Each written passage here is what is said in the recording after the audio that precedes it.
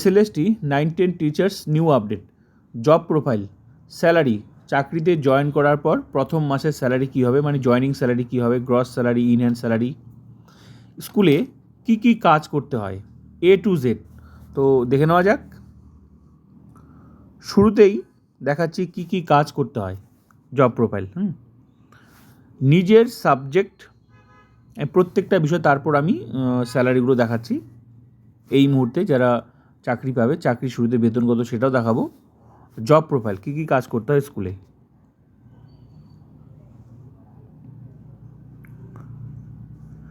নিজের সাবজেক্ট অনুযায়ী সরকারি সিলেবাস ভিত্তিক ক্লাস নেওয়া এবং সিলেবাস কমপ্লিট করতে হবে।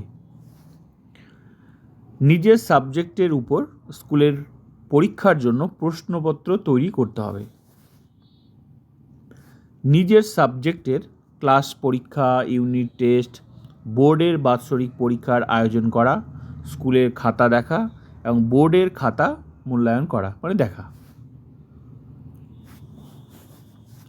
প্রয়োজন অনুযায়ী নিজের সাবজেক্ট ছাড়াও অন্যান্য সাবজেক্টের ক্লাস নিতে হতে পারে।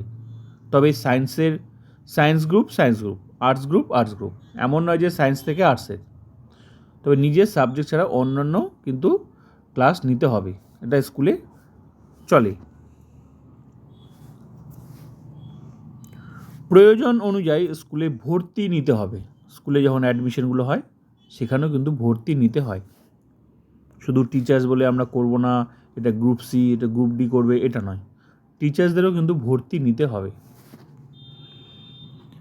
স্টুডেন্টদের প্রজেক্ট দেওয়া এবং জমা নেওয়া, প্রোগ্রেস রিপোর্ট তৈরি করা এবং ছাত্রছাত্রীদের পিতামাতার সঙ্গে মিটিংয়ে অংশগ্রহণ করা, ছাত্রছাত্রীদের হোমওয়ার্ক দেওয়া, বিদ্যালয়ের প্রশাসনিক কাজে প্রধান শিক্ষককে সাহায্য করা, স্কুলের বার্ষিক ক্রীড়া প্রতিযোগিতা, সাংস্কৃতিক অনুষ্ঠান এবং অন্যান্য শিক্ষামূলক অনুষ্ঠানে সাহায্য করা, পরীক্ষা পরিচালনা করা, স্কুলের সামগ্রিক উন্নতিতে নিজেকে নিয়োজিত করা, স্কুলের একাডেমিক কার্যক্রমে অংশগ্রহণ করতে হবে। হেডমাস্টার বা হেডমিস্ট্রেস হওয়ার সুযোগ রয়েছে এখানে। এবার স্যালারি, চাকরিতে জয়েন করার পর স্যালারি কী হবে এই মুহূর্তে। 9-10 বেসিক পে 33,400 টাকা। তবে মনে রাখতে হবে প্রতি বছর, মানে 1 বছর হয়ে গেলেই কিন্তু নির্দিষ্ট সময়ে কিন্তু এই বেসিকটা 3% হারে ইনক্রিমেন্ট হবে, মানে বাড়বে। বেসিকও বাড়বে প্রতি বছর, কিন্তু শুরুতেই 33,400 টাকাই পাওয়া যাবে। এই মুহূর্তে ডিএ আছে 18%, ডিয়ারনেস অ্যালাউন্স। তো যখন যখন ডিএ বাড়বে তখন কিন্তু স্যালারিও বাড়বে। এখন যেমন 18% ডিএ, তো বেসিকের 18%, ডিএ সবসময় বেসিকের হয়। 33,400 এটা বেসিক, এর 18% করলে টাকাটা হচ্ছে 6,012 টাকা। আবার যখন দেবে তখন যত পার্সেন্টই দেবে সেই 18 সাথে সেটা যোগ করে বেসিকের পার্সেন্টেজ করলে বেরিয়ে যাবে কত টাকা হলো। তো এখন যেমন 18 আছে, তো 18 হিসাবে 6,012 টাকা ডিয়ারনেস অ্যালাউন্স। এইচআরে 12%, এটাও কিন্তু বেসিকের হয়।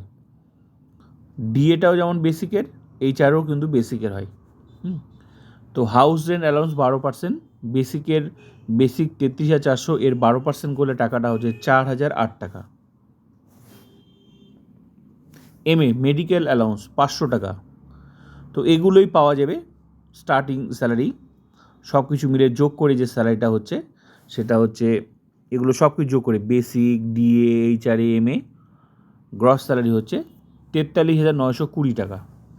এটা কিন্তু 6 পে কমিশন, আর 7 পে কমিশন তো আসছে খুব তাড়াতাড়ি। 7 পে কমিশন কিন্তু আসবে, প্রচুর স্যালারি বাড়বে, সেটা নিয়ে আমার আলাদা ভিডিও আছে।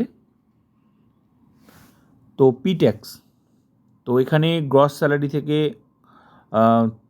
200 টাকা কাটবে, সার্ভিস চার্জ 200 টাকা কাটবে। এই পি ট্যাক্স মানে এই গ্রস স্যালারি কেটে নিয়ে বাকি টাকাটা অ্যাকাউন্টে আসবে।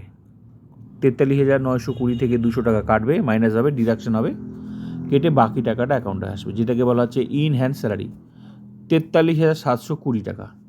তো এই হলো চাকরিতে জয়েন করার পর প্রথম মাসের স্যালারি, মানে ফার্স্ট স্যালারি, স্টার্টিং স্যালারি। আর কী কী কাজ করতে হবে সেটা আমি দেখালাম। তো ভিডিওটা ভালো লাগলে like, comment, subscribe and share.